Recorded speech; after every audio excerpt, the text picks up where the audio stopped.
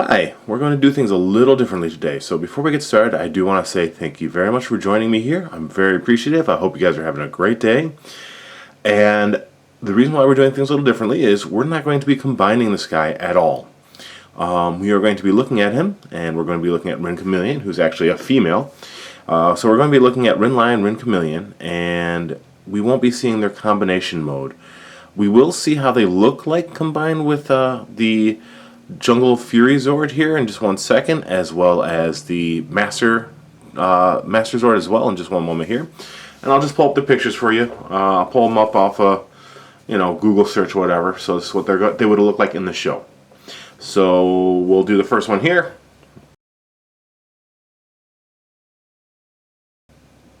And we'll do the second here.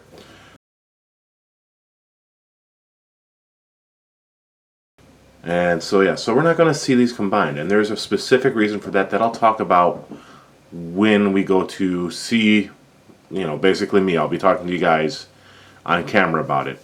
We're going to be talking about something called gold plastic syndrome.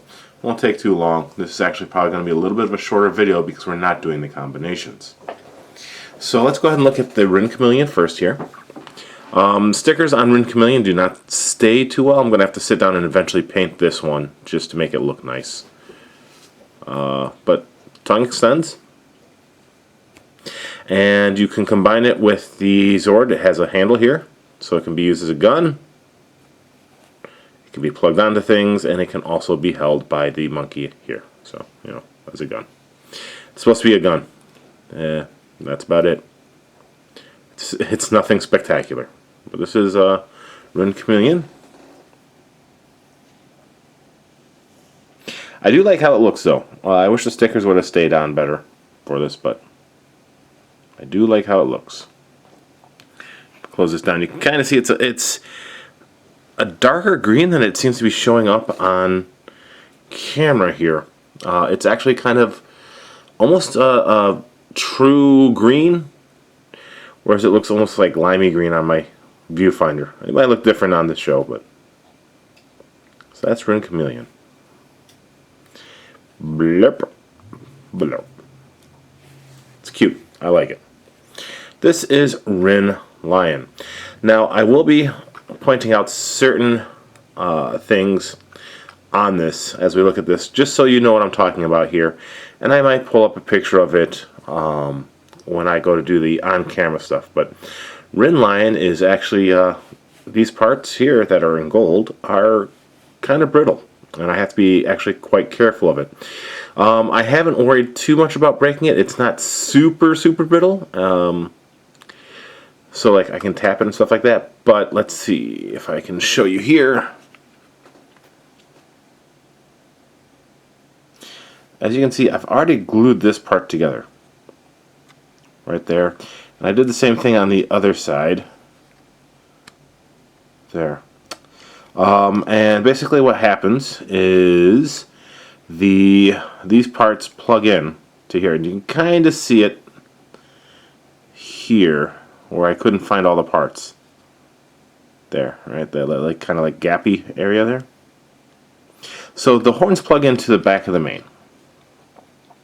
And when I did that, the horn section here and here just snapped off. It holds together decently well, glued and all that kind of stuff. I'm just very cautious of what it could mean.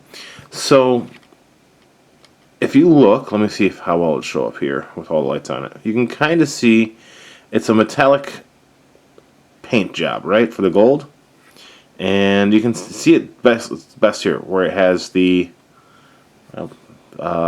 almost looks like a line going through it, and you can kind of tell that the paint isn't one solid color; it's kind of wavy, and that is indicative of what I'll be talking about: GPS. The mouth doesn't open, the legs move, and that's it. You can move these parts too.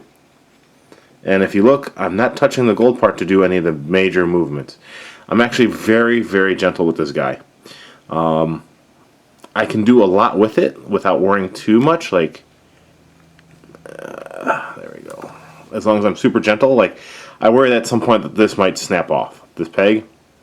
So I'm just very gentle with it. It went on fine, but yeah. So part of its transformation is to go around the waist here using these, and it also is supposed to go around the. Oh, come on and turn you. What's it stuck on? There we go. So you got to pull it out a little bit. I forgot. So you pull it out and it turns. You push it in, it locks. So and the other transformation has it going over the shoulder area. So I worry that these would snap off again if I was trying to combine it. So it's never been combined. You can take this off. I pull it from here.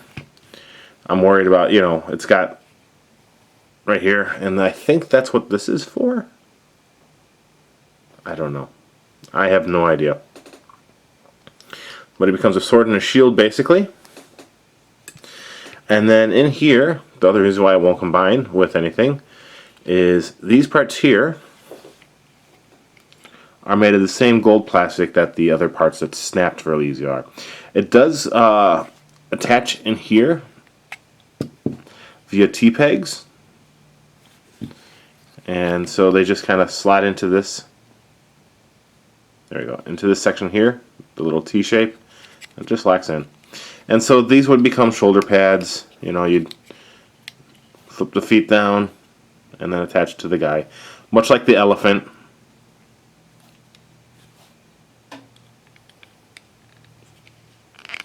Yeah, I just worry that these wouldn't handle the strain of they have to expand a little bit and then contract again. I just worry that they wouldn't handle that strain of the transformation. Like I said, we'll talk about why in just one moment here. Let me just put it back together.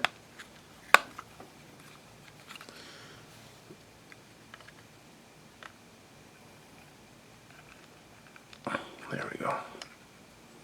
Like I said, I'm very careful and gentle when I do anything with this thing, even if it doesn't seem like it.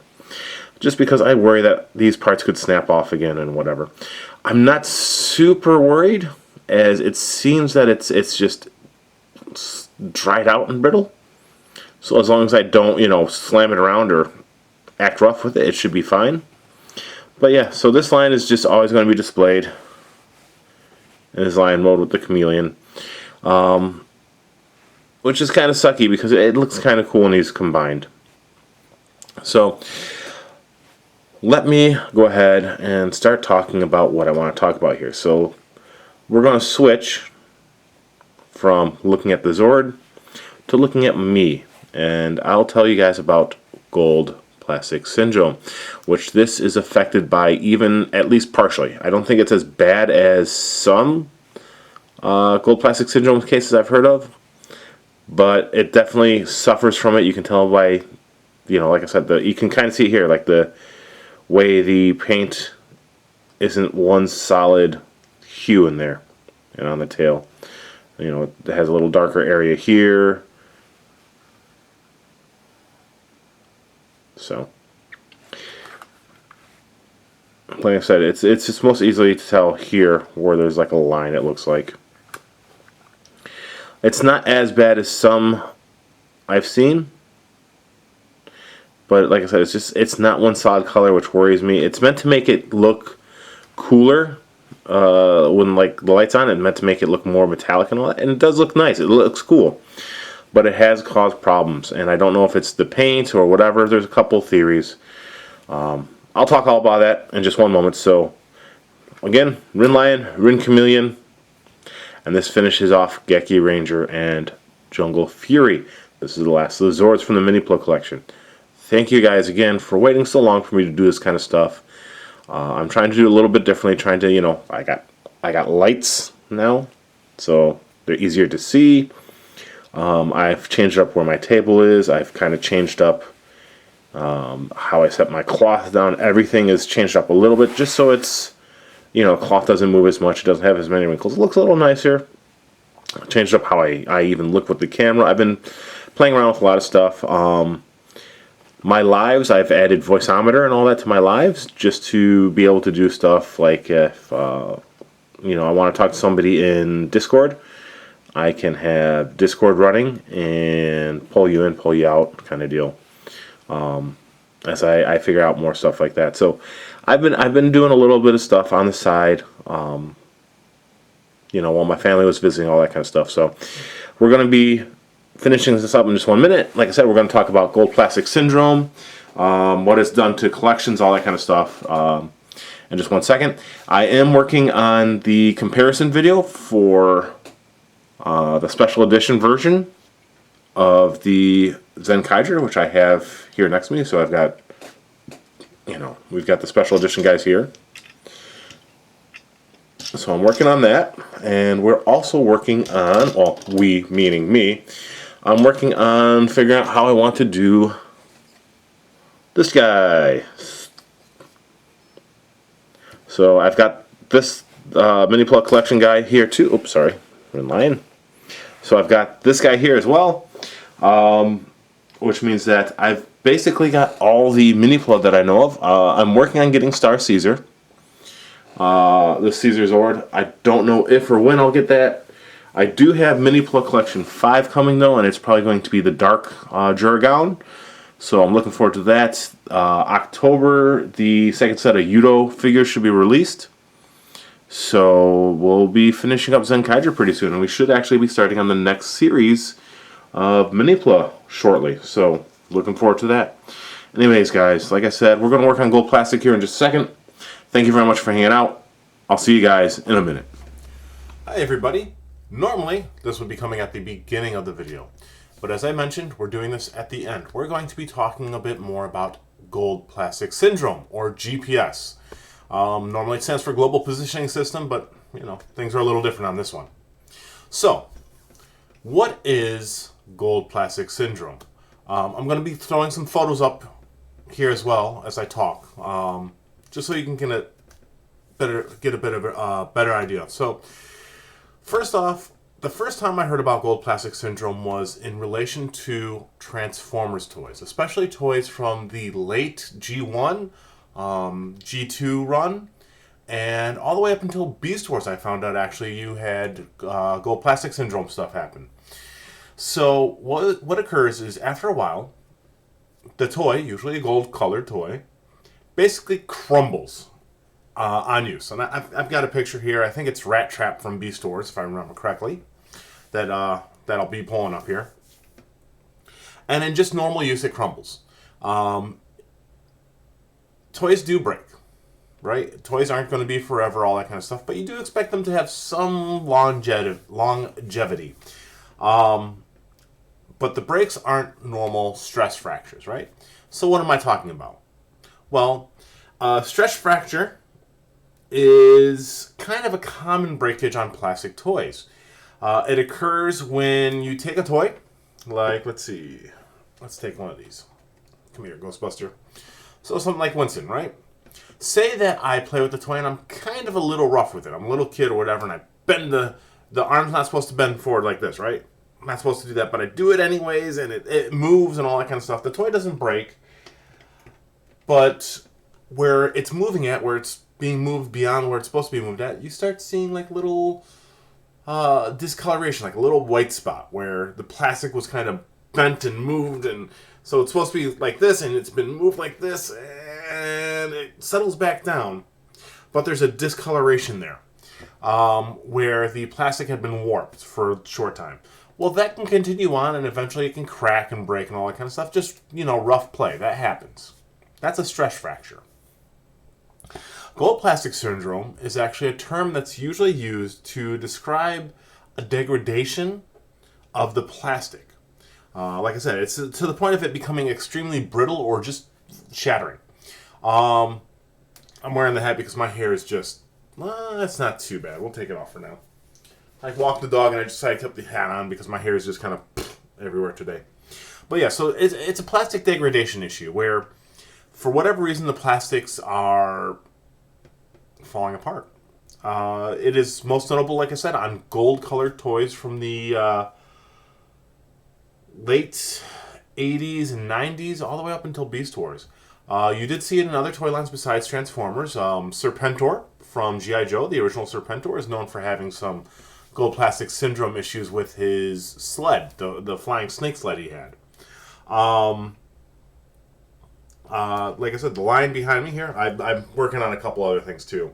But the line behind me, behind that camera, he suffers a little bit from it too. And I think I got to double check, but I'm going to be pulling up a picture here showing you exactly what I mean when I say like the metallic gold swirls in the paint. There's a little bit on the line that you saw with the line and the horn, but this picture here has a better image of it. These toys will shatter with minimal stress conditions even. So normal uses without extra force or whatever. Like, so if I was taking these glasses and I had gold plastic syndrome, just doing this, something that it's supposed to be able to do without any issue, it could cause the whole thing to break apart. So, yeah. Most noted instances of GPS, in fact, all noted instances of GPS occur in hard, glossy, metallic colored paints, plastic, right? So there's some theories about why this has occurred. Most of them are kind of stupid. There's some that I kind of lean towards, but there's some where they're like, oh, it's gold, it's metal flecks in the rust, or metal flecks in the paint that's causing rust. I don't really believe that one. Some people think that it's just a bad batch of plastic that's got microfractures to begin with, and over time the fractures just, right? The one I lean towards is the fact that I don't think the paint was properly mixed into the plastics, meaning that the acetone and all that kind of stuff that's used to keep the paint thinner leaks into the plastic a little bit and causes it to kind of eat away at itself. Depending on the acetone, you can make plastic extremely brittle, which this gold-colored plastic is. So that's why I kind of lean towards more of a the acetone and all that wasn't mixed properly in the paint, and they did that to get the swirl appearance in the paint without realizing the effects it would have in the long term. Now, one of the main perpetrators of this is Hasbro for Transformers. And they have gone on to say that they have solved this issue and you shouldn't see it going forward since Beast Wars occurred. And the toy line occurred, right? And I haven't.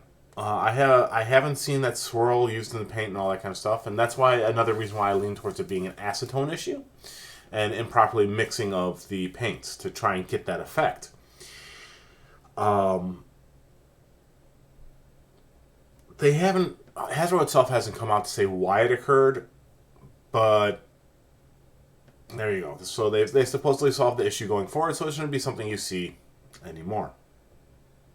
Now, there are some people who say that they have cures for it, and some of these cures don't make any sense. One of the cures I saw, someone mentioned doing something like they would do with pottery for an archaeological dig, where they encase it in like a acetone mixture that's supposed to harden up the pottery, which wouldn't work with plastic. You just end up melting or degrading the plastic further. Sometimes people, what I have heard work, but not as a overall cure, just if you want to use the toy for some reason. Electro, who is well known for his gold plastic syndrome issues. He's a transformer. He's a little coupe that transforms into a robot, right? He is, I think, European. He's one of the light-up toys that they had in Europe. He's known for, like I said, for his gold plastic syndrome. In fact, most people who have them don't touch him. And he's still known to just break down anyways. Just from someone bumping a case that he might be in. But there's a guy who runs a website called Cybertron.com, Seibetron,